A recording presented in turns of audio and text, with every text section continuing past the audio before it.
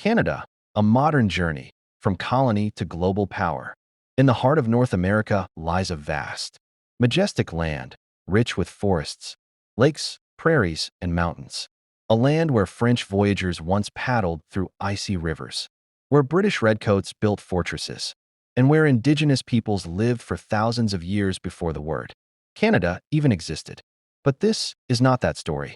This is the story of modern Canada, the story of how a collection of British colonies transformed into a peaceful superpower, how Canada weathered global wars, economic storms, cultural revolutions, and political awakenings to become one of the most respected nations on Earth.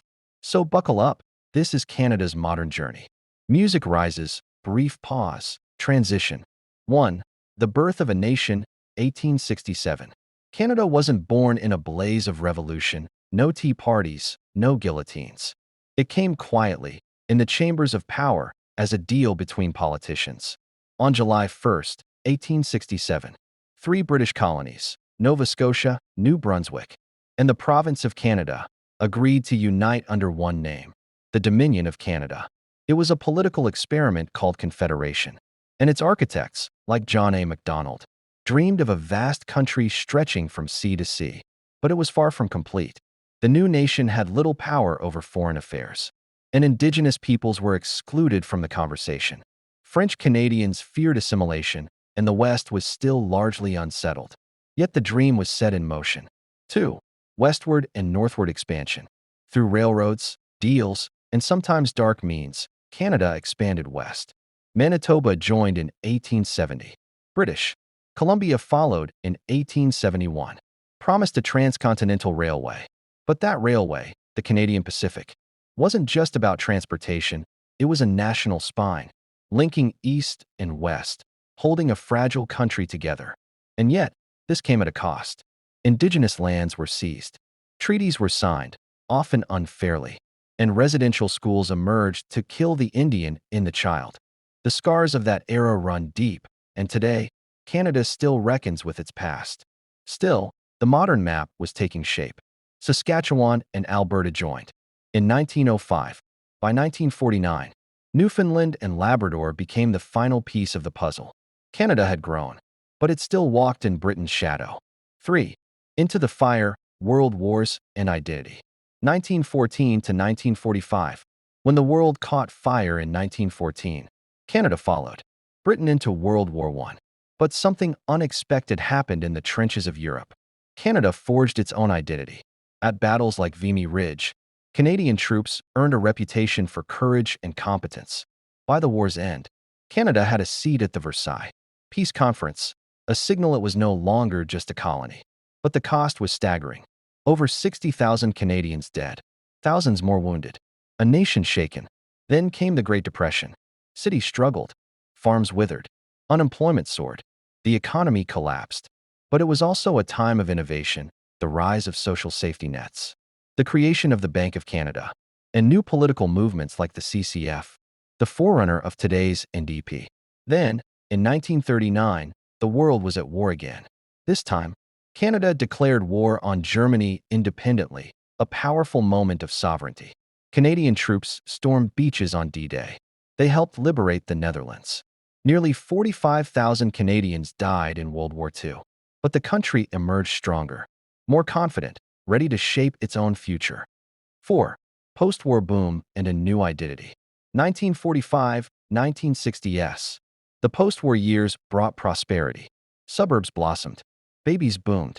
Highways expanded. Immigrants from Europe poured in. Canada opened its doors. But tensions brewed beneath the surface. In Quebec, many French-speaking citizens felt like second-class citizens in their own land. This discontent exploded into what became known as the Quiet Revolution. It was not a revolution of violence, but of ideas. Quebec demanded more autonomy, more cultural recognition, and control over its own affairs. Meanwhile, on the world stage, Canada was emerging as a peacekeeping nation. Under Prime Minister Lester B. Pearson, Canada helped defuse the Suez Crisis. Pearson won the Nobel Peace Prize, and Canada earned its reputation as a calm voice in a chaotic world. 5. Trudeau and the Transformation. 1968 to 1984. Then came Pierre Elliott Trudeau, intellectual, charismatic, bilingual, a man who electrified the country. Trudeau championed a vision of a just society. He introduced official bilingualism, multiculturalism, and fought for civil liberties. Under his leadership, Canada became the first country in the world to adopt multiculturalism as official policy. But the challenges were steep. In Quebec, separatist sentiment surged. In 1970, the FLQ crisis saw political kidnappings and martial law. The only time in modern history. Trudeau responded with famous resolve, "Just watch me." In 1980, Quebec held its first referendum on independence. The no side won, but barely. Unity was fragile, yet Trudeau pressed on. In 1982, Canada patriated its constitution. For the first time, it was truly Canadian, with a charter of rights and freedoms that would define the nation for generations. 6. Economic change. Global stage, 1984 to 2000. As the 1980s rolled in, Canada faced new questions: how to compete in a globalizing world. Brian Mulroney, a conservative PM, pursued free trade with the U.S., culminating in the 1989 Free Trade Agreement, the foundation of NAFTA. The economy changed. Manufacturing declined. Tech and services rose. Immigration diversified the face of Canada. Vancouver became a Pacific hub. Toronto boomed. Calgary rose on oil. But the Quebec question lingered. In 1995, another referendum.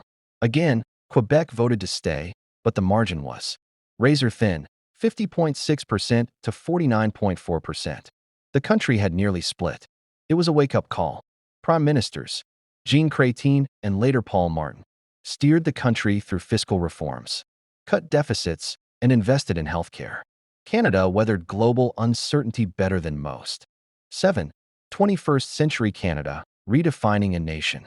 The new century brought both opportunity and tragedy. On September 11th, the world changed. Canada stood with its allies in Afghanistan, its longest military engagement since World War II. Soldiers served and died. At home, security tightened, but so did debates on freedom and surveillance. Then came progress. In 2005, Canada became the fourth country in the world to legalize same-sex marriage nationwide, a landmark for human rights. Stephen Harper's Conservatives emphasized stability and economic discipline through the 2008 global financial crisis, keeping Canada relatively stable compared to many peers. And then, in 2015, a new Trudeau, Justin, took office. A fresh face, promising hope, inclusion, and climate action. But modern Canada is not without challenges. Truth and reconciliation with Indigenous peoples remains an ongoing journey. Climate change affects Arctic communities, forests, and coastlines. The COVID-19 pandemic tested the nation's health systems and economy. Yet through it all, Canadians stood united. 8. The modern mosaic. Today, Canada is a nation of more than 40 million people, Indigenous, French, English, and immigrants from every corner of the globe. It's a country where more than 200 languages are spoken, where pride parades and powwows, Ramadan dinners and hockey games share the same streets, where winter may last 6 months, but warmth lives in the people. Canada leads in science, arts, diplomacy, and clean energy innovation.